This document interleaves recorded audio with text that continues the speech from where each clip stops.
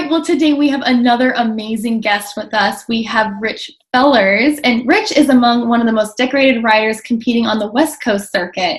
He currently stands among the top all-time money winners on the Spruce Meadows. Over the years, Rich has represented the U.S. on multiple occasions. In '91, he helped the U.S. team earn their bronze medal at the Pan American Games in Havana, Cuba. In '07, he attended his first Rolex, the FEI World Cup jumping finals in Las Vegas. And in the following year, he and longtime partner Flexible scored an impressive second place finish in the finals in Gothenburg, Sweden. Also in 2012, Rich competed in his first Olympic Games in London. And he finished 8th individually. So, wow, that's amazing. Thank you so much, Rich, for joining us today. How are you? I'm great. How you doing? Good, good. Yeah, I really appreciate your time, just spending time with us and talking about our topic of keeping your animal athlete first and the sport second. And clearly you've been very successful in your career with your horses. And we want to know what the secret sauce is. Well, I don't think in our program, there's not really any secret sauce. It's maybe a little bit boring, but it's just fundamentals. It's basic sports training and, just good horsemanship, and always, our simple rule is always do what's best for the horse.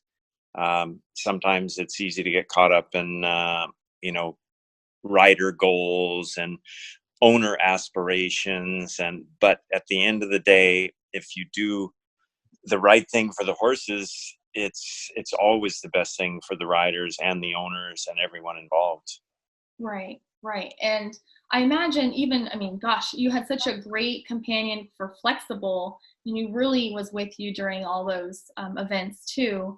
I know from your beginning too, it sounds like when you first started riding, even when you were a child, you had a little Appaloosa, and you got that horse to win some pretty good awards too. So, there's got to be something that you do to get them to be motivated to work with you. Can you talk a little bit about even how you started your riding career? Well, I started, as they would say, seat of the pants. I didn't really have a trainer. My stepmom actually rode, and she kind of helped me out a little bit. But I just I've always loved animals. When I was a really young kid, I both my sisters and myself, we were always really into animals and wildlife, and I always really enjoyed sports and competing. And then when the opportunity came along to combine, the animals, the horses, with the competition, it was just like a dream come true for me. And I just really enjoy the sport. I really do. I'll be 60 years old here in a couple months, and I still enjoy it as much, if not more, than I did when I was a kid. And the competition is, our sport's so unique. It's so difficult. It's so detailed. There's so many factors that can go haywire in such a short period of time when you're riding around a show jumping course, that it's always different.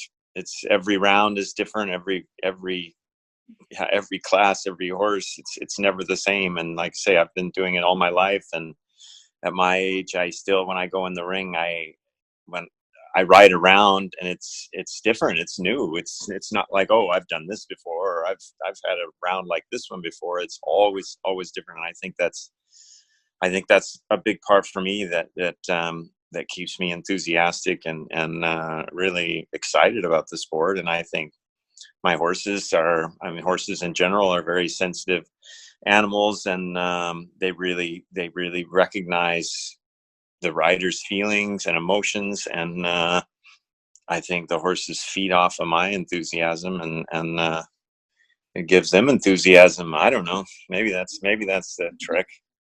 Yeah, maybe. Just sounds like, you love the animal first, and then you found out about the sport, and that just made it better. That's what I'm just kind of gathering from what you're saying, is just, you were already involved with animals, and then you just came upon competition and it just amplified so much more. So I think that is that's pretty cool. So it's not like you just started out in competition and, and this is just something you have to do. It's, you started with the passion of being with the animals first. And I think that's pretty cool. Like every time you go in, that's something new. So some people think, oh, you just get used to it. It's like, well, that's the hype. That's the excitement part of it. You're experiencing something each time, just different. So, yeah, I bet they do. Like your energy of how much you enjoy the sport. That's pretty cool.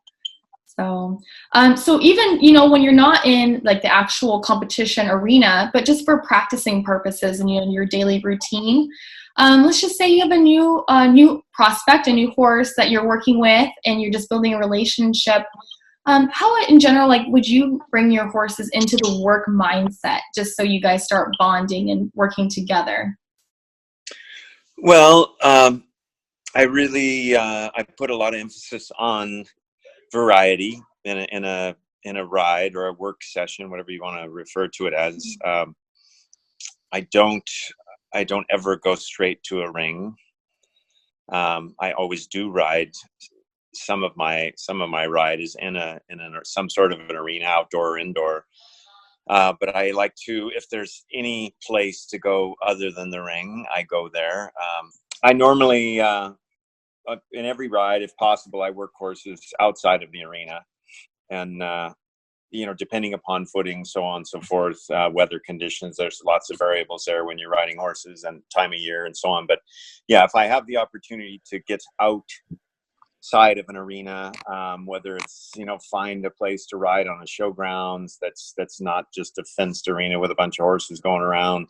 I like the shows that have trails and grass fields, wherever places to ride other than arena.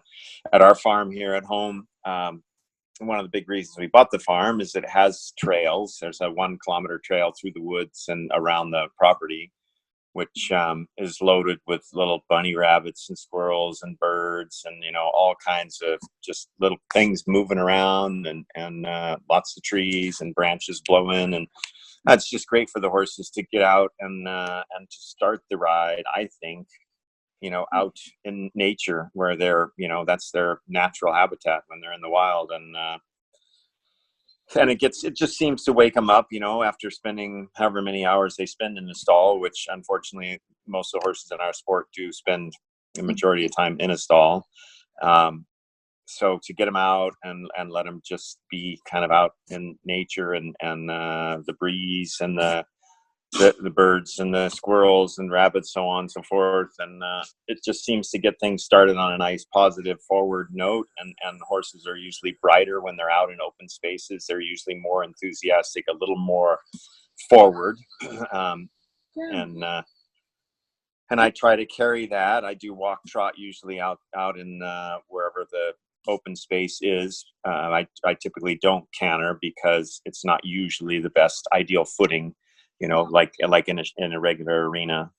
And and then I head into the ring after I've done some walk trot work out, and they go in the ring and they're happy and excited to continue their work. And I don't know, a lot of my horses tell me they like to work. And they don't speak to me, obviously, but I have some. And Flexible was, I think, one of the first ones that didn't like to go back to the barn. He never liked to go back to the barn. as soon as he knew he was heading back to the barn, he'd slow down or stop or kind of itch his nose on his knee, or he'd find some excuse not to keep going once he realized, oh no, we're going back to the barn. Oh. And I have a few horses now the same way that have the same. I didn't train them that. They just figured it out over time that getting out and being ridden was really something they enjoyed, and going back to the barn was really not as much fun as being ridden. Yeah, that's really interesting that you say that. Just like how I think you're putting the horse first in the sense of like, okay, I want to do a ride and exercise with you, but you actually take them where like they naturally want to be anyway, just out in nature, And so you think of them first. And I think that's really cool. Like, you're one of the first people I've actually heard say that, of just like, let's go on a trail ride and just focus on that first and like relaxing. I imagine that they're, you're doing it like a loose rein or something like that, but just allowing them to be a horse. And then getting them into, yeah, okay, let's do my thing now. Like, let's do it, like some exercises. And that's amazing. I really think that is pretty cool. Well, I never thought of it as that cool. I just thought of it as, it was a good way to Right. work horses. I mean, I think it's okay. It's a sport, right? It's show jumping is a sport, and why do all of us human beings do sports? For work or for fun? Yeah, I mean, you hope it's for fun. That's For the fun. I mean, I think that's what whoever started, the very first sport, whatever it was. I mean, I think they were thinking of something that was fun, enjoyable, Mhm. and so I just think, horses. I think that's got to be the priority. They have to enjoy it. I mean, if they don't enjoy the sport of show jumping, then I can't imagine they're going to be any good. And I know it's so funny for you to hear that. You're like, well, it just comes naturally. Of course, that's what you do. You'd be surprised, like how many people just they take their horses out, they go straight to the round pen. They just they go around in a circle, and they just gotta take out the energy, is how they say. And then they just put the saddle on, and then they do what they want to do with the horse. And then they might do an exercise to like get them relaxing. But the fact that you bring them out and you go straight to a trail ride to get them into nature and get to like get out of their stall and then go to work, it's something that you might think is slight, but it's actually a pretty big deal. I think that's amazing. So Oh, I'm going to keep doing it then.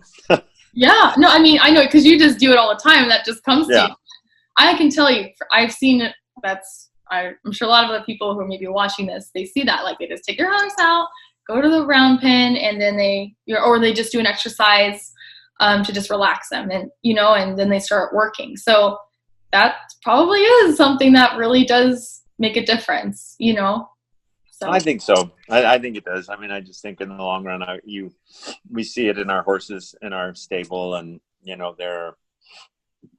they're all pretty happy with their jobs. I mean, when it's time to head to a horse show, I can tell you one for sure: Flexible. If the trailer pulls up in front of the barn, and if you turned him loose out of his stall, and he saw the trailer parked out there in the front of the barn, he would trot down the aisle and load right in the trailer himself. I mean, that's just how smart he is and how much he enjoys the sport and going to competitions. And no, I see that in most of our horses in our barn. I mean, they really, when it's time to load up to go to a show, I mean, they're pumped up, they're excited, and they want to get on the trailer. We don't have any horses that don't like to load. I mean, they just yeah, jump on.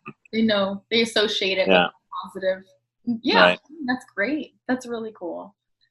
So just starting out, like when you first met Flexible, how did you build a relationship together to start doing the activities that you guys accomplished?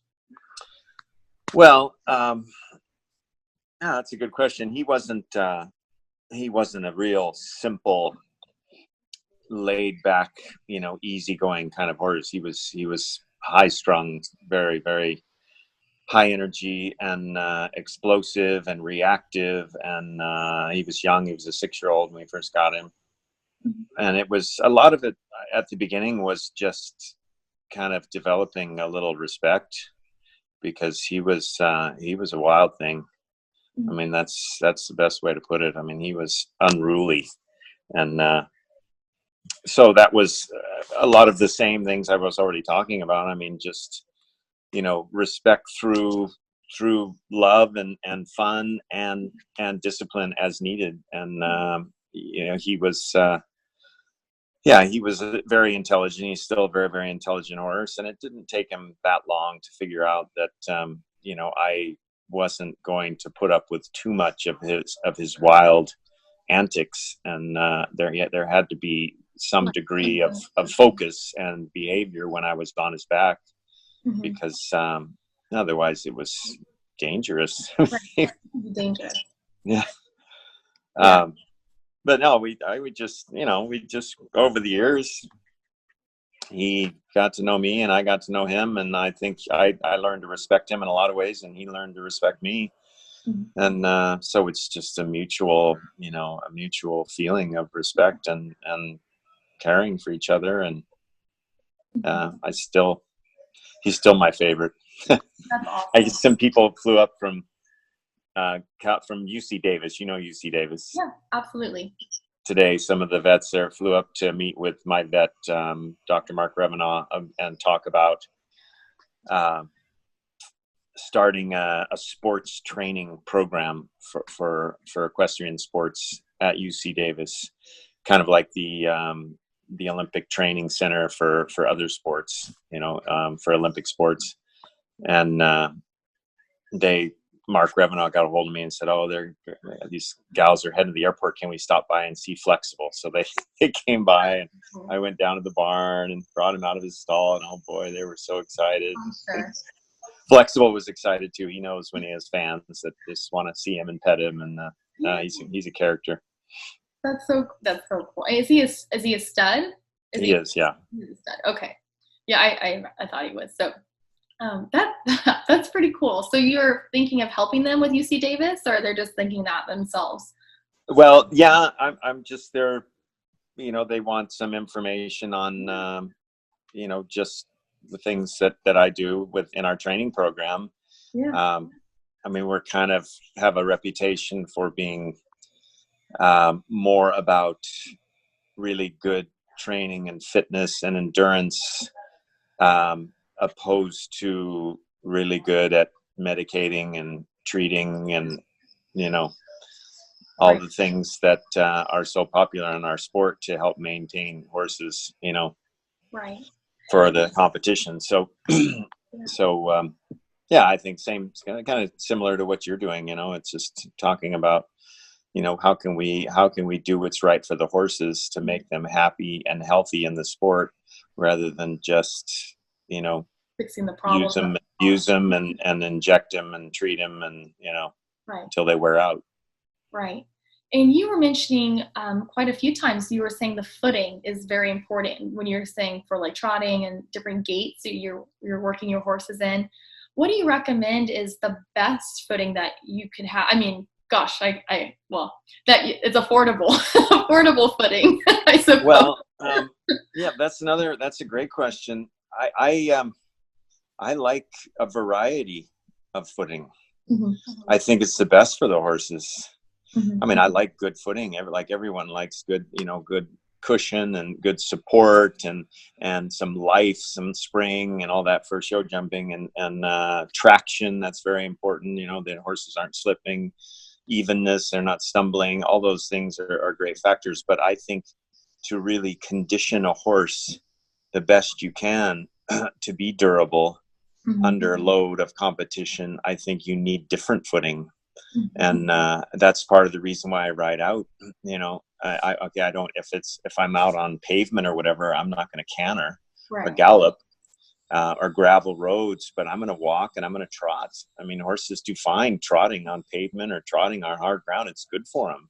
Mm-hmm. I think there's a lot of old time racehorse people, and over in Europe, especially England and Ireland, and they take horses out and they trot them on the roads, on the pavement. Mm-hmm. And it tightens up their legs and conditions the tendons, the ligaments, the joints, everything to a little concussion, to a mild, amount of concussion. And a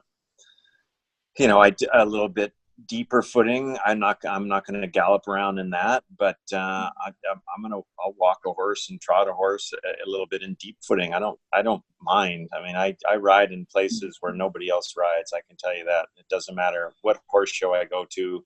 Wow. Or I can remember before the Olympic Games, we were over in Holland at a farm there for 10 days, and I was the only person, and Flexible was the only horse that would ride out around the fence line of this big farm and this backfield. And because it was not prepared footing, it was not prepared footing for a horse, for a show jumper.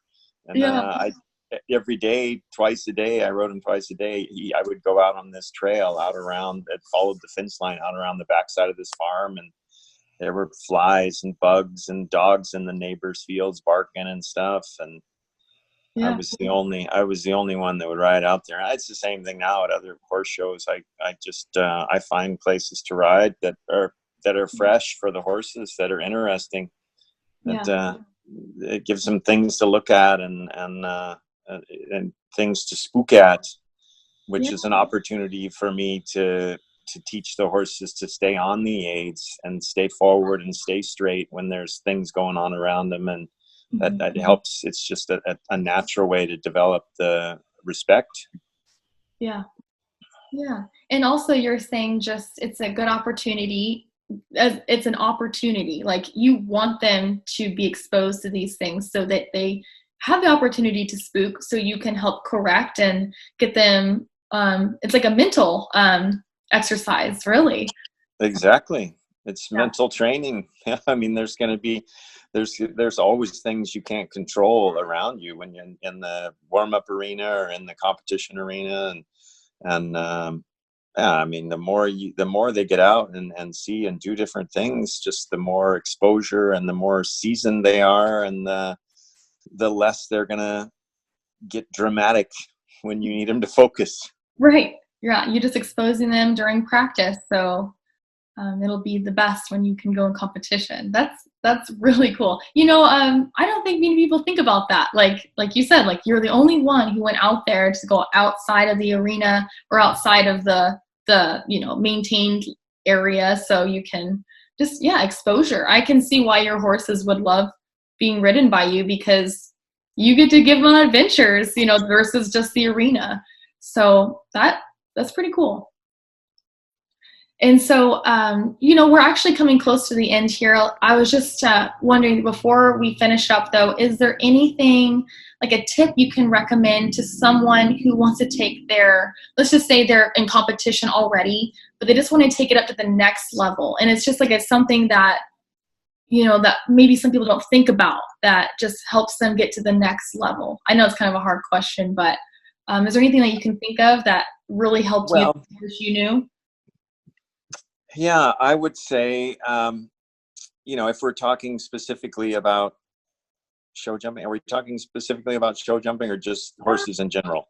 Well, in general, but we know of course, it's your forte. So we want to just take it out how it is, and people can, I think it's fine, however you want to take that question. Well, yeah, I mean, of course, I took it in the context of show jumping and to get to the next level.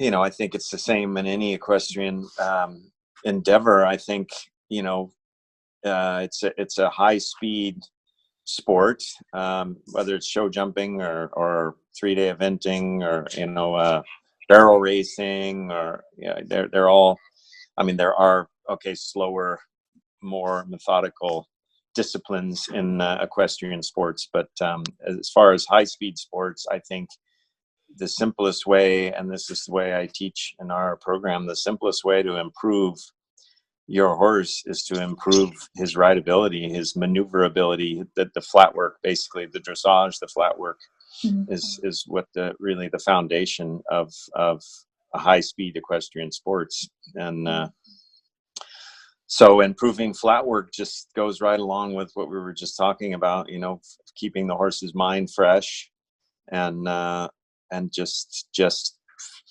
finding things, thinking and relating to issues that you have with your particular horse in his rideability when he's competing in whatever his discipline is, and try to break it down to some basic flat work exercises or routines or patterns, whatever that will help improve his quickness, his maneuverability, his responsiveness to your aids, and you'll get a better performance. Yeah. And I think that's a great tip too. So just flat work. And then if you get that more accomplished, then the jumping comes more naturally. Exactly. Yeah. Yeah. The jumping, and in our sport specifically, we say, I think everyone knows the term, the jump is just an extension of the canter or the gallop, right? I mean, you have a good, high quality, high energy, elastic canter or gallop, and you're likely going to get a pretty good quality jump. And if you have a poor, weak, or flat, or tense or tight gallop, you're probably not going to get the most beautiful elastic jump out of the horse. Right. And a lot of times I've seen, like, if it's too extended too, like they're not collected. Oh, right. Collected. If they're not kind of gathered up, out, the spring has to be loaded a little bit. If it's all stretched out and the horse is strung out in a long, long flat stride, then just the same as you and me, it's not easy to jump up in the air over a fence. Right. Yeah. Awesome. Well, these are great tips. I feel like, I know it's funny for you because you're like, well, I just do this stuff because that's normal. But these are tips that people don't hear all the time, so I really appreciate you sharing with us what you do, just even on a daily basis with your horses. And it's really cool that you joined us today. So thank you so much, Reg. Oh, no problem. I appreciate it. Thank you. Yeah, we'll be talking soon. Thanks. Okay. Bye-bye. Bye.